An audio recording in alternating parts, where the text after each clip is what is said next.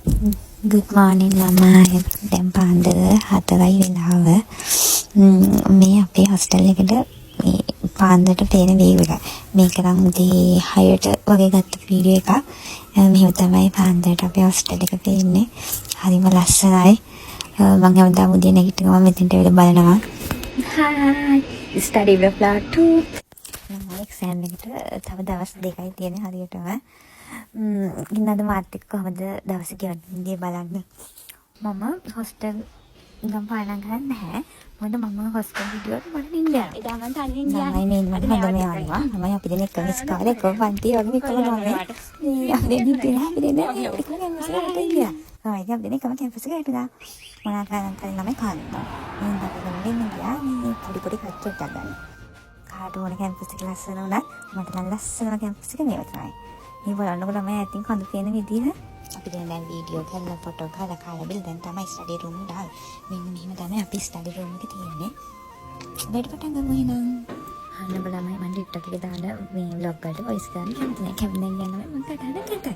ඒ හින්දා මට වොයිස් කරන්න දෙන්නේ නැහැ. දැන් අද මම සම්පූර්ණ වීඩියෝ එකම වොයිස් කරනවා.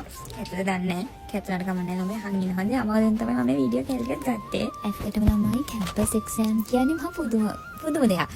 මේ පාඩම් කරන විදිහට මම ඒ පාඩම් කරන මම එන අයිලන්ඩ් ෆස්ට්. මේ මගේ යාළුවෝ මට hina වෙනවා පොඩි වීඩියෝ එකක් දෙන්න කියලා. එයා තමයි ස්ටඩි රූම් එකකින් නම් චරිතය ආවා. මේ මොකද පුරදාලානේ අපි දෙන්න කොහොමද දෙනවා. මේ ඔයලා හැමෝගෙම ළඟට යනවා මෙයා. ළමයි ඔන්න මම පාඩම් කරලා දැන් රූම් එකට ආවා. මේ අද රැ වෙනකන් හිටියේ නෑ. මට රෙදි ගොඩාක් තියෙනවා වද ගන්න. තව වැඩ ගොඩාක් තියෙනවා. ඒ හින්දා මම ඉක්මනට දාවා. පාඩම් කරලා මෙයා හොඳේ. රෙදි ටිකක් හොදලා වස් එකක් දාලා මම ලස්සන ටිකක් හදාගෙන මම අපේ හොස්ටල් බල්කනිය නම් view එක බැලුවා. මම තමයි මේ house එකේ පේන view එක. මම උදේට පේන view එක. මම ලස්සනයි. එහෙනම් අපි පාඩම් කරගන්න. මේ මම උදේ ගිහිල්ලා බත් කන්ටරේට. මේ දෙයක් නම් කලින් එළම ඉස්සරහ අපි කාලේ කඩේට ගන්නවා. දැන් ඉතින් දැන් පාලනේ වෙලා තියෙන අපි.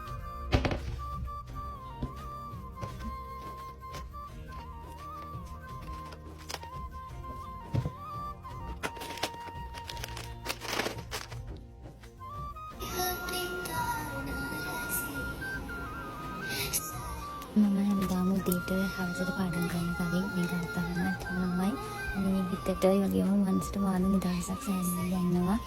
මේ එහෙම පාඩම් කරන ගත්තට පස්සේ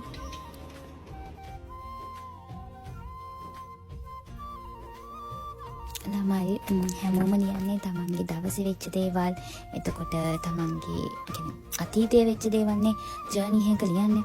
හැබැයි මම හිතුවා අතීතයේ වෙච්ච දේවල්වත් තමන්ගේ දවසේ වෙච්ච දේවල්වත් ඉවරයිනේ. ඇයි අපි ඒක ආයේ පොතකට ගන්නෙ?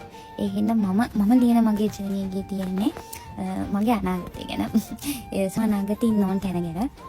මම ගොඩක් වීඩියෝ වලින් දැකලා සහ අහලා තියෙනවා ඒක මේ මාරම හොඳ ක්‍රමයක්. මම හැමදාම උදේට නැත්නම් හවසට කියන්නේ දවසේ ෆ්‍රී වෙච්ච වෙලාවක මම අනිවාර්යයෙන් විනාඩි 5-10ක් අරගෙන මේ පොත ලියනවා. මගේ අනාගතේ මම ඉන්න ඕන තැන ගැන, මගේ අනාගතය ගැන. අද දවසේ මම මගේ පොත ලියලා ඉවරයි. ළමයි මට පාඩම් කරන වීඩියෝ ටිකක් ගන්න බැරි වුණා. දැන් 10 වෙලාව දැන් මම කන්නේ. එහෙනම් ළමයි අද දවසේ vlog එක මෙතන ඉවරයි. part 3 වලින් හම්බ වෙමු. bye.